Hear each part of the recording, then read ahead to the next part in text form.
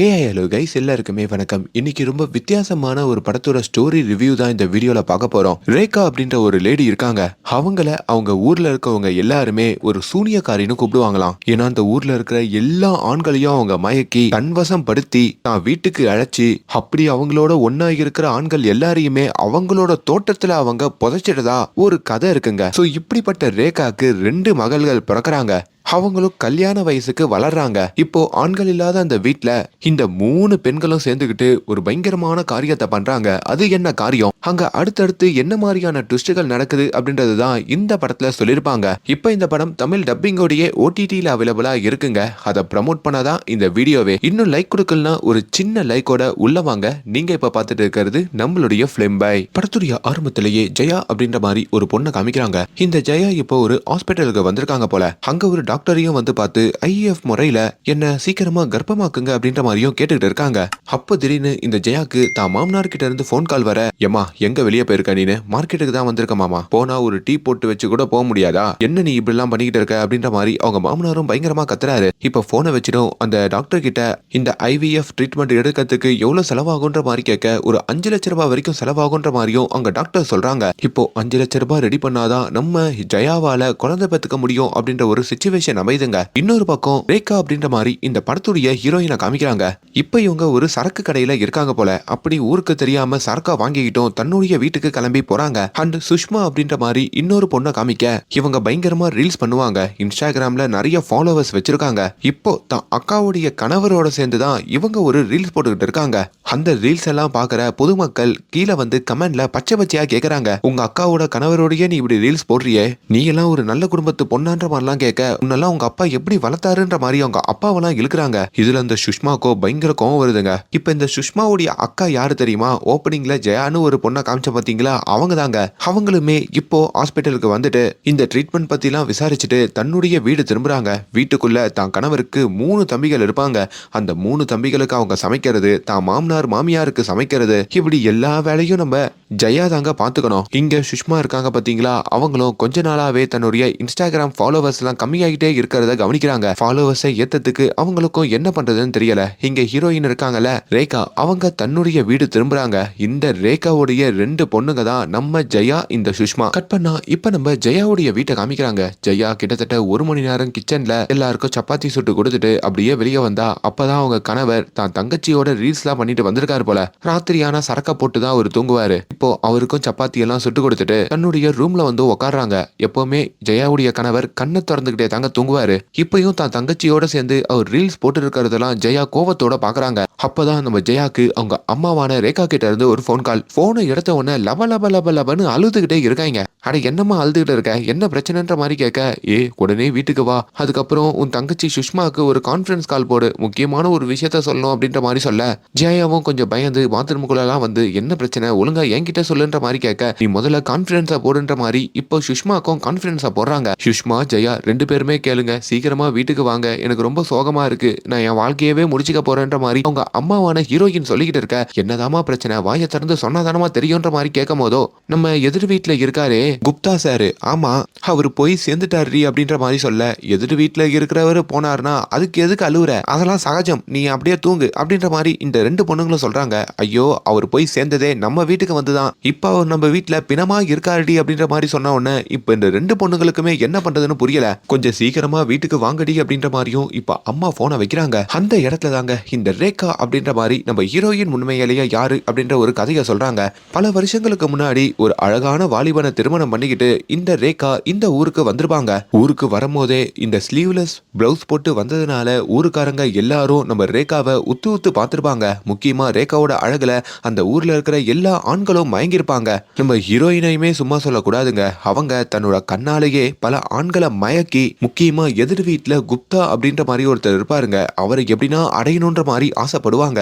அவர் எப்போ வெளியே வந்து எக்ஸசைஸ் பண்ணாலும் இந்த குப்தாவை வந்து ஹீரோயின் எதனா பண்ணி மயக்கிற மாதிரி நிறைய ட்ரை பண்ணுவாங்க. ஆனா குப்தாவுக்கு அதெல்லாம் பிடிக்காது. அப்படியான ஒரு நாள் தான் நம்ம ஹீரோயினுடைய கணவர் நம்ம ஹீரோயினோட சேர்ந்து ஒரு பொண்ணை பெத்துக்கிட்டு அதுக்கப்புறம் திடீர்னு ஷாக் அடிச்சு அவங்க அம்மாவோட போய் சேர்ந்துடுறாருங்க. இதுலதான் நம்ம ஹீரோயின் அவங்க கணவரை இழந்திருப்பாங்க. அப்புறம் குப்தா இருக்காரு பாத்தீங்களா, அவர் அந்த அஞ்சலி நிகழ்ச்சிக்கும் வந்திருப்பாரு. ஆனா அந்த அஞ்சலி நிகழ்ச்சின்னு கூட பார்க்காம அந்த குப்தாவை அங்க கூட நம்ம ஹீரோயின் அடைய நினைப்பாங்க. அதனாலேயே அவங்கள ஊருக்குள்ள எல்லாரும் சூனியக்காரி அப்படின்ற மாதிரியும் பல ஆண்களை அவ மயக்கிடுவா. அவகிட்ட கொஞ்சம் ஜாக்கிரதையா இருக்கணும். அவ வீட்டுல இருக்கிற ரோஜா தோட்டத்துக்கு கீழே அவ மயக்கின ஆட்கள் எல்லாம் புதைச்சி வச்சிருக்கான்ற மாதிரி சில ரூமர்ஸ் எல்லாம் பரவி விட்டுருக்கு. சோ இப்போ கதை நிகழ்காலத்துக்கு வருதுங்க. வழக்கம் போல நம்ம ஹீரோயின் உள்ள பிணம் இருந்தோம் கொஞ்சம் கேஷுவலா மெயின்டைன் பண்ணிக்கணும்ன்ற மாதிரி அந்த ரோஜா செடிக்கும் தண்ணி ஊத்திக்கிட்டு இருக்காங்க. அப்பதான் வீட்டுக்கு முதல் பொண்ணான நம்ம ஜெயா வராங்க. ஹே ஜெயா, என்ன அதிசயமா வந்திருக்கன்ற மாதிரி இப்போ ஹீரோயினையும் உள்ள கூட்டிட்டு போயிட்டு தான் பொண்ணான ஜெயா கிட்டையும் உள்ள இருக்கிற குப்தாவோட பிணத்தை காமிக்கிறாங்க. குப்தா பிணத்தை பார்த்ததும் ஜெயாக்கு ஒரு மாதிரி ஆகுது.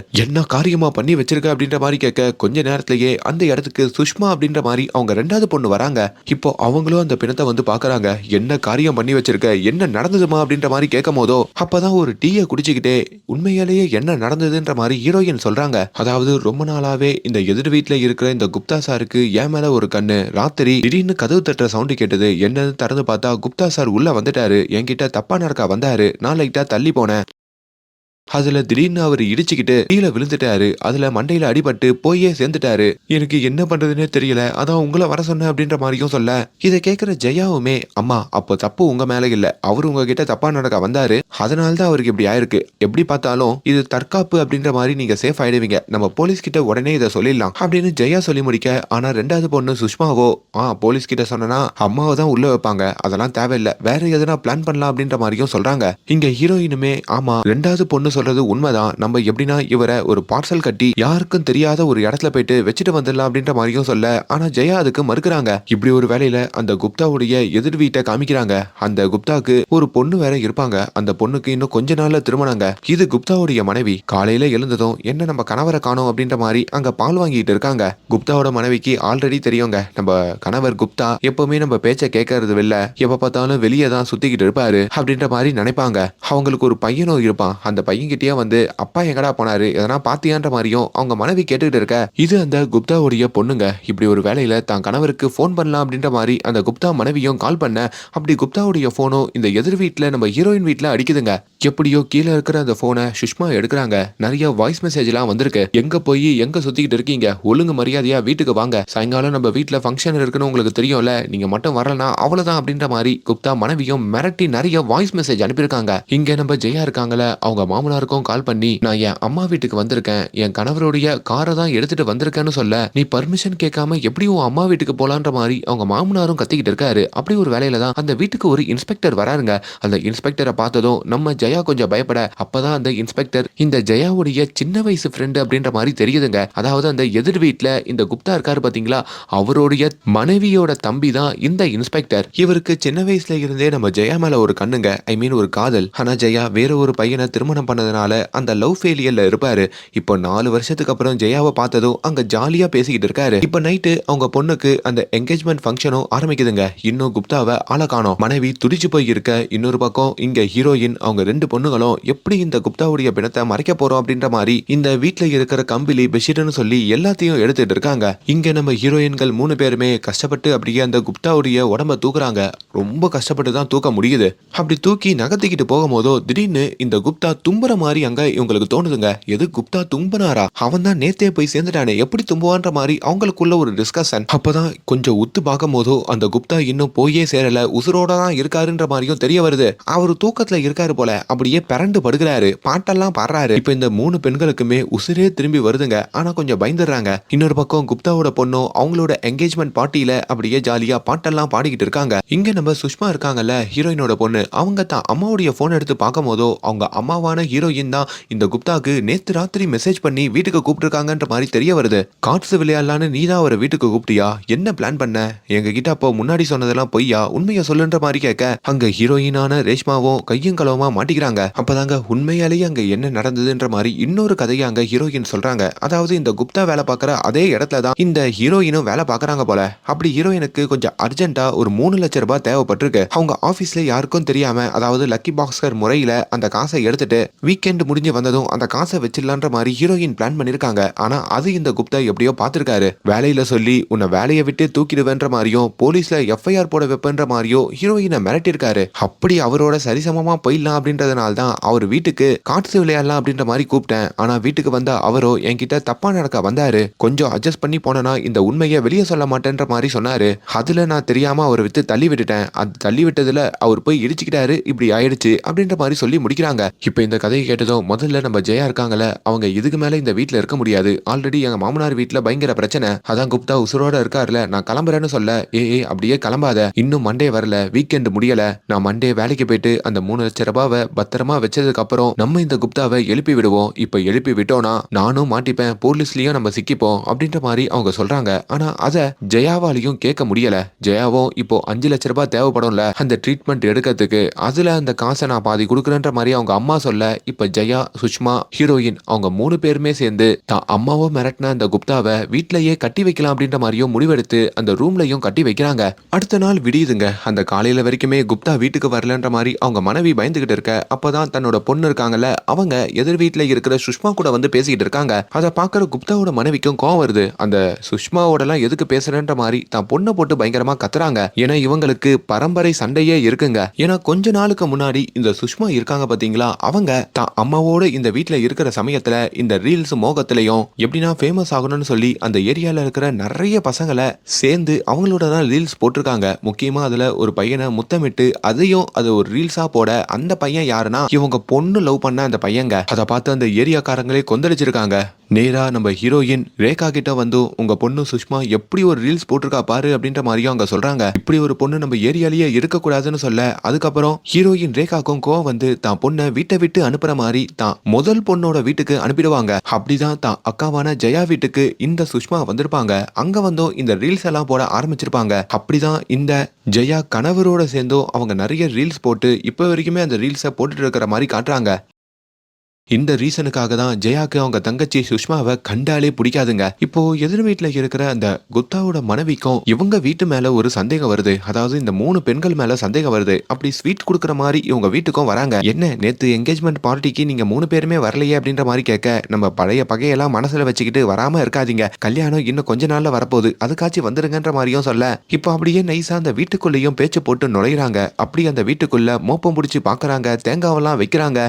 அதுல நம்ம கணவர் இந்த வீட்ல தான் இருக்காரோ அப்படின்ற மாதிரி இந்த குப்தாவோட மனைவிக்கும் ஒரு சின்ன சந்தேகம் ஏற்படுது. இத உடனடியா தன்னுடைய தம்பியான இந்த இன்ஸ்பெக்டர் இருக்காரு பாத்தீங்களா, அவர்கிட்டயும் வந்து சொல்ல, சும்மா அந்த ஃபேமிலியை பார்த்தாலே உங்களுக்கு ஆகாது, அப்பாவி ஃபேமிலி மேல பழிய போடாதீங்கன்ற மாதிரி இன்ஸ்பெக்டர் நம்ம மறுக்கிறாரு. நீ இருந்தோ ஒரு வாட்டி போயிட்டு செக் பண்ணிட்டு வந்துருன்ற மாதிரியும் அங்க இன்ஸ்பெக்டர் அனுப்ப, ஆல்ரெடி இன்ஸ்பெக்டருக்கு நம்ம ஜெயா மேல ஒரு கண்ணுல அப்படியே சந்தேகத்தோட தான் அந்த வீட்டுக்குள்ள போறாரு. இங்க இந்த குப்தாவையும் இந்த 3 பெண்கள் சேர்ந்து அப்படியே கட்டி மேல பெட்ஷீட் எல்லாம் போட்டு வச்சிருக்காங்க. அப்படியே மெல்ல அங்க இருக்கிற இன்னொரு ரூமுக்கும் நகர்த்தி கொண்டு போக, அதுக்குள்ள இந்த இன்ஸ்பெக்டர் வந்து கதவை தட்டினதுனால என்ன பண்றதுன்னு புரியல. கதவு திறந்தா இப்ப மாட்டிப்பாங்க. அப்பதான் நம்ம ஜெயா அந்த இன்ஸ்பெக்டர் கிட்ட போயிட்டு பேச்ச போடுறாங்க. முன்ன விட இப்போ உடம்பெல்லாம் நல்லா பெருசாயிடுச்சு, நீ நம்மளோட ஸ்கூலுக்கு என்ன கூட்டு போறியா அப்படின்ற மாதிரியும் அந்த இன்ஸ்பெக்டர் கிட்ட கேட்க, அவரும் வலிஞ்சுக்கிட்டு போலாமே அப்படின்ற மாதிரி இப்ப ஜெயாவோட அவரு ஸ்கூலுக்கு போயிடுறாரு. அதை ஒரு சந்தர்ப்பமா பயன்படுத்தி இங்க நம்ம ஹீரோயினும் சுஷ்மாவும் சேர்ந்து இந்த குப்தாஜியோடைய உடம்ப அங்க இருக்கிற ஒரு ரூம்ல வைக்கிறாங்க. அந்த ரூம்ல வேற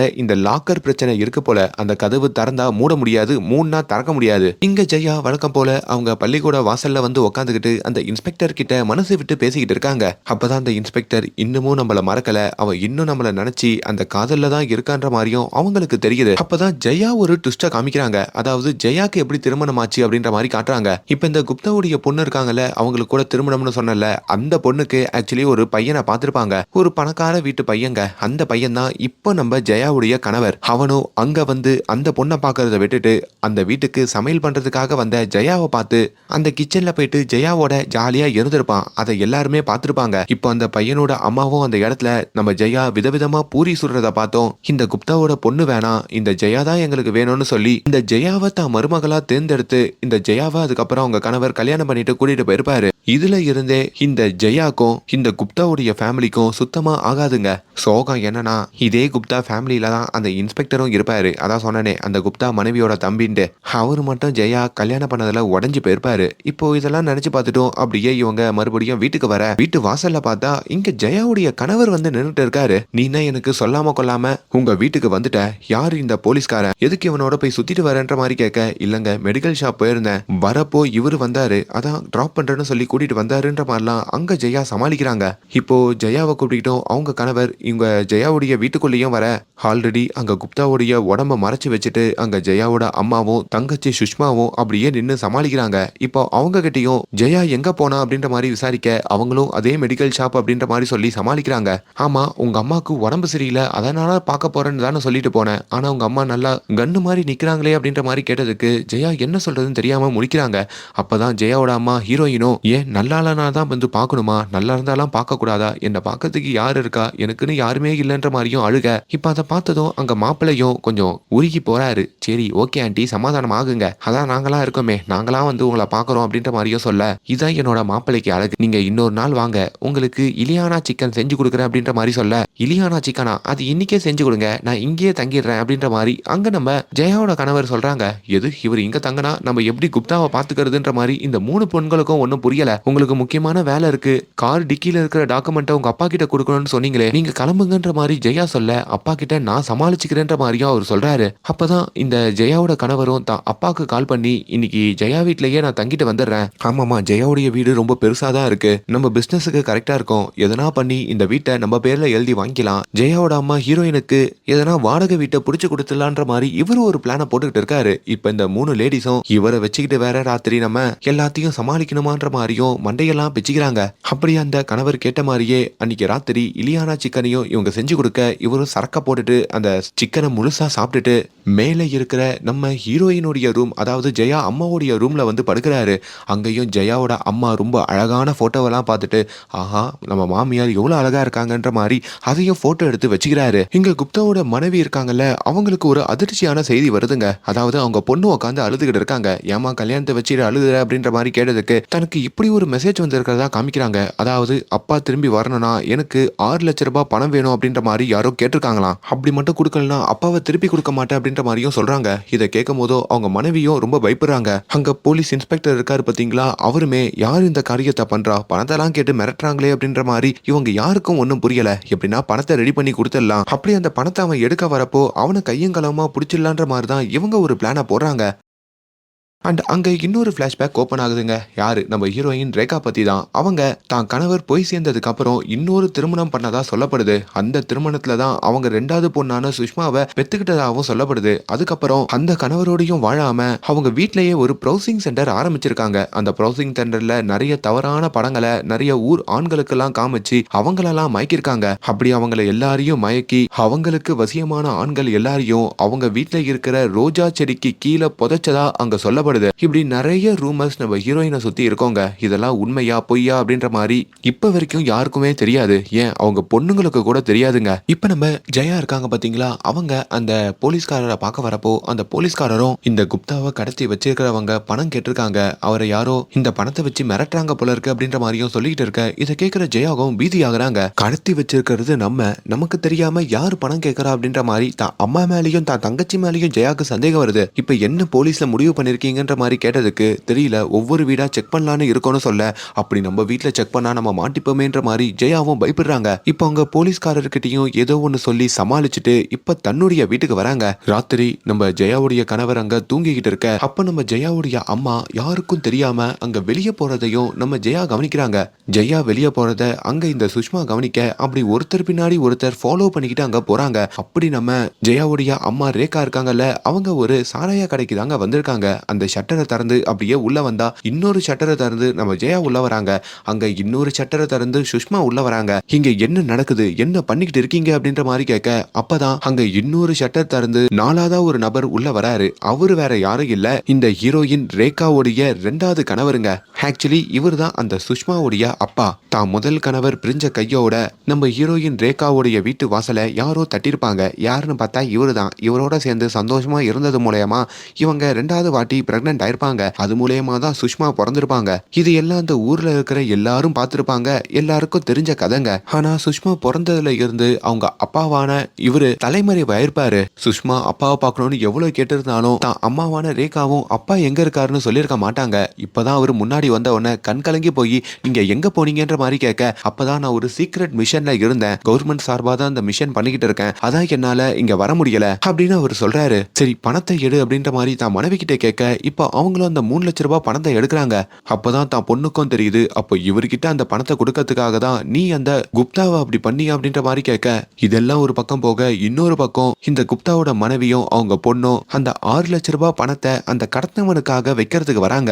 அந்த பணத்தை போன்ல கேட்டவனும் அங்க இருக்கிற ஒரு குப்பை தொட்டியில பர்ஸ்ல அந்த பணத்தை போட்டு வைக்க சொல்லியிருக்கான் போல. அப்படி போட்டு வச்சுட்டோம். இந்த இன்ஸ்பெக்டர் இருக்காரு பாத்தீங்களா, அவரு ஒரு இடத்துல ஒளிஞ்சுக்கிட்டு அந்த நபர் எப்படின்னா இந்த மிட் நைட்ல அந்த பணத்தை எடுக்க வரணும், அப்ப அவனை கையும் களமா புடிச்சலான்ற மாதிரியும் அங்க ஒளிஞ்சுக்கிட்டு இருக்காரு. இன்னொரு பக்கம் இங்க இந்த 3 பேருமே நீங்க தான் அந்த பணத்தை கேட்டு மிரட்டுறீங்களா, அந்த குடும்பத்துக்கிட்ட நீங்க தான் மிரட்டினீங்களான்ற மாதிரி அங்க தான் அம்மாவையும் அந்த அப்பாவையும் கேட்க, அவங்களுமே நாங்க பணத்தெல்லாம் கேட்டு மிரட்டல, நான் கேட்டது இந்த 3 லட்ச ரூபாய் பணம் தான், அது அன்னைக்கே அவ வேலைக்கு போகும்போது கொண்டு வந்துட்டா, மத்தபடி இந்த மிரட்டுறதுலாம் எங்க வேலை இல்லைன்ற மாதிரி சொல்ல, அப்ப யாரு மிரட்டி அங்க பணம் கேட்டிருக்கான்ற மாதிரி இவங்களுக்கும் தெரியல. அப்பதான் அங்க ஒரு சீக்ரெட் தெரிய வருதுங்க. ஆக்சுவலி இந்த சுஷ்மாவுடைய அப்பா கவர்மெண்ட்ல எல்லாம் வேலை பார்க்கல, ஆக்சுவலி கவர்மெண்டே சேர்ந்து தேடிட்டு இருக்கிற ஒரு அக்யூஸ்ட் தாங்க அவர் இந்த பணத்தை தான் மனைவி கிட்ட கேட்டு வாங்கிட்டு போறதுக்கு தான் அங்க வந்திருக்காரு, அதுவும் அவர் பர்சனல் தேவைக்கு. இப்போ அதை தெரிஞ்சுக்கிட்டோம், அவங்க பணத்தை கொடுக்க மாட்டேன்ற மாதிரி மறுக்க, இப்போ தான் பொண்ணான சுஷ்மா கிட்டேயே கத்திய வச்சு மிரட்டுறாரு, பணத்தை கொடுக்கலனா உங்க எல்லாரையும் எதனா பண்ணிடுவேன்ற மாதிரியும் சொல்ல, இதுல நம்ம ரேகா உடைஞ்சு போறாங்க. இப்படி தான் 2வது கணவர் தனக்கு துரோகம் பண்ணுவாருன்னு நினைச்சு கூட பார்க்கல.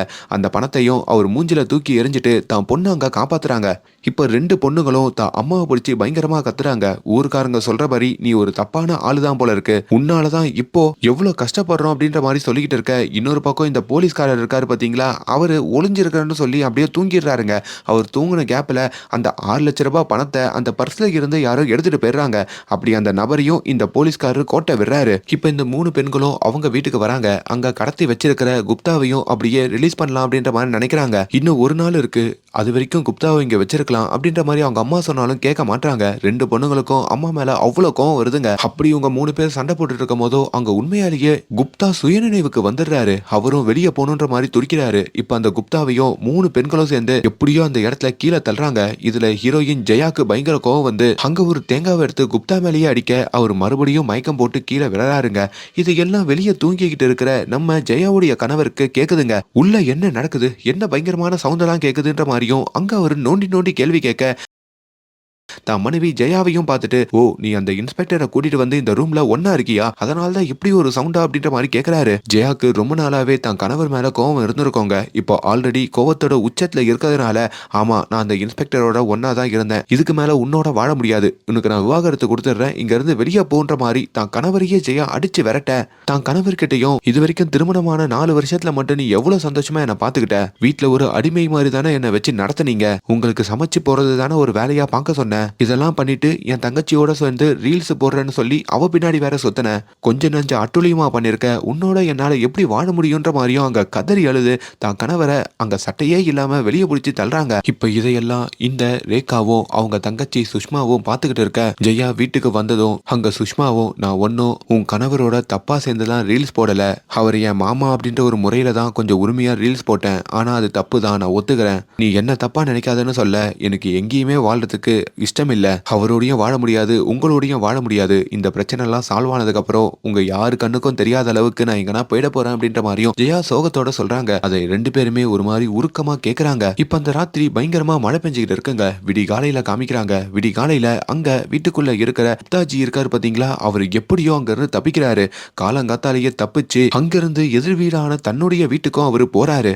இப்ப இத 3 பெண்களும் அப்படியே பார்க்க, ஐயோ குப்தாஜி தப்பிச்சிட்டாரு, அப்ப நம்ம 3 பேரும் கையும் களவுமா மாட்ட போறோம், உண்மையெல்லாம் சொல்ல போறாருன்னு பார்த்தா குப்தாஜியால இப்ப பேச முடியலைங்க. அவர் ஏதோ விரைச்சு போய் உக்காந்துக்கிட்டு இருக்காரு. காசு கொடுத்த உடனே அந்த கடத்தின நபர் குப்தாவை எடுத்துட்டு வந்து வீட்டுல விட்டாங்க அப்படின்ற மாதிரிதான் அவங்க மனைவியும் அந்த வீட்டுல இருக்கிற அந்த மனைவியோட தம்பி எல்லாரும் நினைக்கிறாங்க. ஆனா அங்க அவங்களுக்கு ஒரு தடயம் கிடைக்குதுங்க. அதாவது குப்தாஜிய அங்க ஒரு துணியை வச்சுதான் கட்டி போட்டிருக்காங்க. அது ஒரு ஜாக்கெட்டுங்க. அந்த ஜாக்கெட்டை பார்க்கும் போதோ அது கண்டிப்பா இந்த சூனியக்காரியான, அதாவது ஊருக்காரங்க எல்லாம் நம்ம ஹீரோயினை சூனியக்காரி தானே கூப்பிடுவாங்க, அப்படி அவளோட வேலையா தான் இருக்குன்ற மாதிரியும் நம்ம ரேகா மேல சந்தேகப்படுறாங்க. கொஞ்ச நேரத்திலேயே இந்த குப்தா சுயநினைவுக்கு வராரு. அப்படி நம்ம ரேகாக்கும் கால் பண்றாரு, எவ்வளவு தைரியம் இருந்தா என்னையே கடத்தி வைப்ப, நீ ஆல்ரெடி நம்ம சரக்கு கடையில பணத்தை திருடின விஷயத்தையும் அதை எல்லாத்தையும் நான் இப்போ வெளியில சொல்ல போறேன். அப்படி சொன்னா உன் மேல எஃப்ஐஆர் போட்டுருவாங்க. என்ன கடத்தினதுக்காகவும் உன்னை தூக்கி உள்ள வைப்பாங்க. குடும்பமா நீங்க கம்பி என்ன போறீங்கன்ற மாதிரிலாம் மிரட்ட இங்க ஹீரோயின்கள் 3 பேருக்கும் என்ன பண்றதுன்னு ஒண்ணும் புரியல. அப்பதாங்க அங்க உண்மையாலேயே நம்ம ஹீரோயின் ரேகா யாரு, அவங்களுக்கு இது வரைக்கும் என்ன நடந்திருக்குன்னு காமிக்கிறாங்க. ஊருக்காரங்க எல்லாரும் அவங்கள ஒரு சூனியக்காரி, ஆண்கள் எல்லாம் வசியம் பண்றவங்கன்னு சொல்லுவாங்க பாத்தீங்களா, அது எல்லாமே பொய்யுங்க. அவங்க ரொம்ப உண்மையாவே தான் கணவரான முதல் கணவரை காதலிச்சிருப்பாங்க. அவரோட இந்த ஊருக்கு வந்ததும் எவ்வளவு அழகான ஒரு லேடியான்னு சொல்லி ஊருக்காரங்க தான் நம்ம ஹீரோயினை தப்பா பார்த்திருப்பாங்க. இவங்க பார்த்திருக்க மாட்டாங்க. அதுல முக்கியமா தப்பா பார்த்தது எதிர் வீட்டுல இருக்கிற குப்தா. ரொம்ப நாளாவே ஹீரோயினை அடையணும்னு நினைச்சிருப்பான். ஆனா ஹீரோயின் அதுல இருந்து எல்லாம் தப்பிச்சிருப்பாங்க. ஒரு நாள் கணவரும் போய் சேர்ந்ததுக்கு அப்புறம் அந்த குப்தா அந்த அஞ்சலி செலுத்துற இடத்துக்கே வந்து ஹீரோயினோட தப்பா நடக்கணும்னு வந்திருப்பான். ஆனா அப்பயும் அவங்க தப்பிச்சிருப்பாங்க. அதுல இருந்து பாதுகாப்பு தேடத்துக்காக தான் அவங்க ரெண்டாவதா இன்னொருத்தரை திருமணம் பண்ணிருப்பாங்க. அப்படி அவரோட சேர்ந்து 2 பொண்ணுங்களை பெற்றிருப்பாங்க. ஆனா அவரும் கூட இல்லாம ஏமாத்திட்டு போனதுனால எதனா நம்மளா சொந்தமா பிசினஸ் ஆரம்பிச்சு குழந்தைகளை பாத்துக்கணும்னு நினைப்பாங்க. அப்படிதான் அவங்க இன்டர்நெட் சென்டர் ஆரம்பிச்சிருப்பாங்க. ரொம்ப ஒரு நல்ல இன்டர்நெட் சென்டரா தான் வச்சிருப்பாங்க. ஆனா நாளளவுல இந்த குப்தா தான் ஊர்ல இருக்கிற ஆண்களை மயக்கத்துக்கு தான் இவ இப்படி வச்சிருக்கான்ற மாதிரி அந்த இடத்துல உள்ள பூந்து பிரச்சனை பண்ணி அதை அடிச்சு உடைச்சு இதை மொத்தமாவே டிஸ்ட்ராய்ட் பண்ணிருப்பான். இப்படி இது வரைக்கும் நம்ம ஹீரோயின் மேல இருக்கிற எல்லா பழியையும் நம்ம குப்தா தான் ஹீரோயின் மேல தூக்கி போட்டிருப்பான்.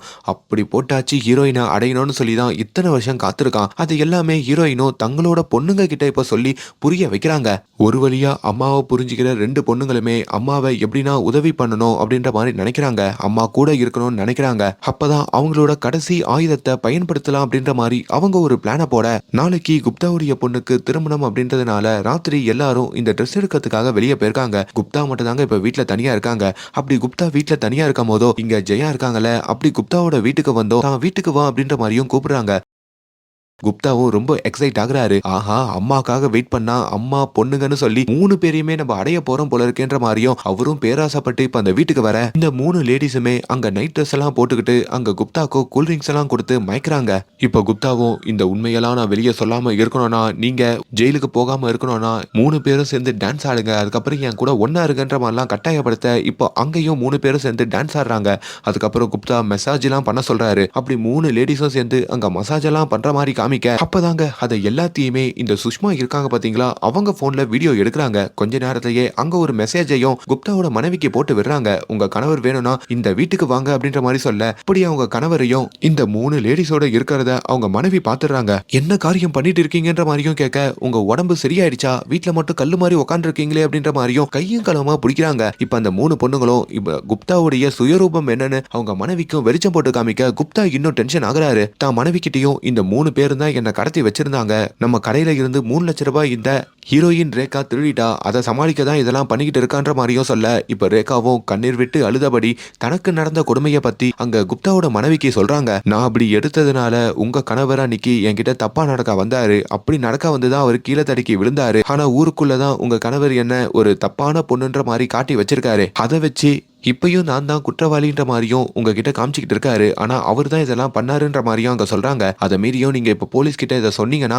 எங்க 3 பேரோட இவர் தப்பா நடக்க வந்தாருன்ற மாதிரி இப்போ ஒரு வீடியோ எடுத்தோம், அதை நாங்க ரிலீஸ் பண்ணிடுவோம்னு சொல்ல, இப்ப அந்த வீடியோல நீங்களும் தானே இருந்தீங்க, உங்களோட மானமும் தானே போகன்ற மாதிரி கேட்கும் போதோ, எங்களுக்கு மானமா, அதான் மொத்தமா நீங்க அழிச்சிட்டீங்களே, எங்களுக்கு அதை பத்திலாம் பிரச்சனை இல்லைன்ற மாதிரியும் இந்த 3 பெண்களுமே அங்க சிரிக்கிறாங்க. அப்பதான் குப்தா தான் பண்ண மிகப்பெரிய தவற உணர்றாரு. கொஞ்ச நேரத்திலேயே அந்த இன்ஸ்பெக்டர் அந்த இடத்துக்கு வர, இதெல்லாம் கேஸ் கொடுக்க விரும்புறீங்களான்னு கேட்க, ஆனா அந்த குப்தா கேஸ் கொடுக்க மாட்டேன், வேண்டாம், ஏமானமும் போயிடும்ன்ற மாதிரியும் அங்க மறுத்துட்டு இப்ப அந்த இடத்துல இருந்து அவர் கிளம்புறாரு. இப்ப நம்ம ஹீரோயின் இருக்காங்க பாத்தீங்களா, அவங்க எந்த இடத்துல அவங்கள கேவலப்படுத்தினாங்களோ, எந்த ஊர்ல அவங்கள தப்பு தப்பா சொன்னாங்களோ, அதே ஊர்ல எவன் எப்படி பேசினா எங்களுக்கு என்ன அப்படின்ற மாதிரி ஒரு வாழ்க்கையை வாழ்றாங்க. அப்பதான் அங்க இன்னொரு ட்விஸ்ட் காமிக்கிறாங்க. குப்தாவுடைய பொண்ணு கல்யாணத்தை கேன்சல் பண்ணிட்டு சிங்கிங் காம்படிஷனுக்கு போயிடுறாங்க போல. அப்படி அதுல கலந்துக்க 5.5 லட்சம் ரூபாய் வரைக்கும் செலவு பண்ணதா சொல்றாங்க. அப்பதான் தெரியுது இவங்க தான் அந்த குப்தாவை கடத்தி வச்சிருக்கிறதா சொல்லி காசு கேட்டிருக்காங்க. ஐ மீன் அவங்க பொண்ணு தான் கேட்டிருக்காங்க போல.